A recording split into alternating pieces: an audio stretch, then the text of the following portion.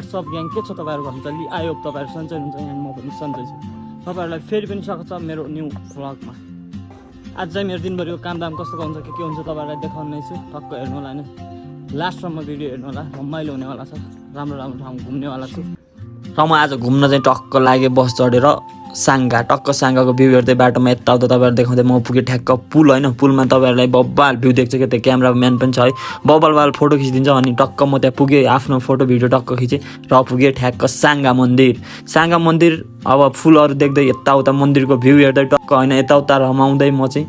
ट्याक्क सान्दा मन्दिर पुगेर आफ्नो भिडियो अनि टक्क भ्लग बनाउनलाई होइन सानो सानो क्लिपहरू टक्क काटेर टक्क बनाएँ होइन सबै खतरा बनाएँ तपाईँहरू पनि यतै काठमाडौँतिर हुनुहुन्छ भने 2-3 घन्टाको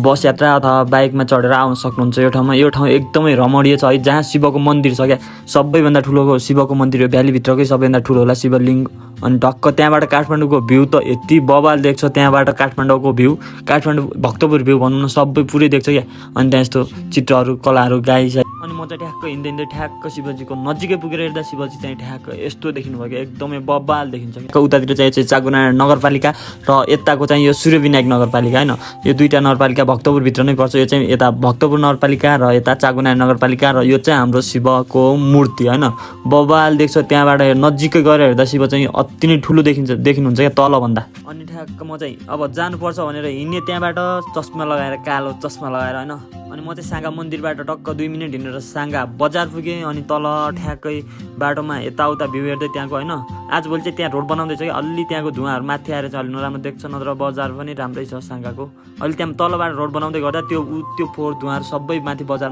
अनि म चाहिँ पुगेँ साङ्गा चोक यो साङ्गा चोकैमा बन्न लागेको रोडै बब्बाल जान्छ कि तलबाट पनि गाडीहरू जान्छ र माथिबाट पनि गाडीहरू जान्छ कि पहिलाभन्दा एकदमै बब्बाल रोड बन्नेवाला छ बन्यो भने राम्रै देख्छ फेरि म साङ्गा चोकबाट बस चढेर फर्किएँ भक्तपुर जगाती त्यहाँबाट सिधा म जगाती भ्यू हेर्दै जगाती पुगेँ जगातीबाट फेरि अर्को बस चढेँ म सिधा कमल विनायक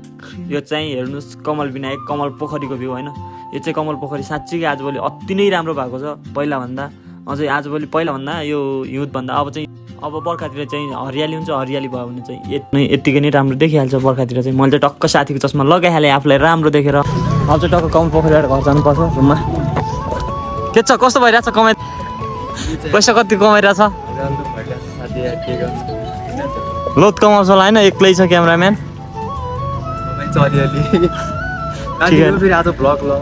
यसो आइदिएको नि यार घुम्नलाई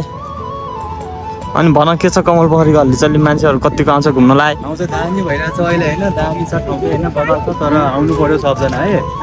घुम्नलाई होइन सिड्नी बबाल देखिन्छ फोटो फेरि भिडियो डेन्जर हान्छु नि मैले है फेरि फोटो भिडियोको लागि धनराजलाई सम्झिनु होला होइन बब्बाल खिचिरहेछ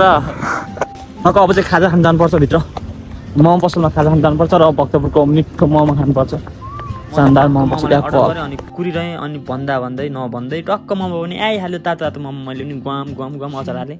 अनि खाइहालेँ होइन टक्क 1 प्लेट मोमो 10वटा मोमो हानिसकेपछि अनि मात्र पेटलाई अलि शान्त भयो अनि म अब टक्क मलाई त भक्तपुरको मोमो भन्दा झोल मिठो लाग्छ कि एकदमै सबैभन्दा बढी मिठो चाहिँ झोल हो क्या भक्तपुरको र म चाहिँ अब जानुपर्छ रुमतिर र मेरो आजको भ्लग चाहिँ यति नै तपाईँहरू सबैलाई हेरिदिनु भएकोमा धन्यवाद र अर्को भिडियोको लागि पर्खिदिनु होला र मेरो युट्युब च्यानललाई सब्सक्राइब गरिदिनु होला धन्यवाद।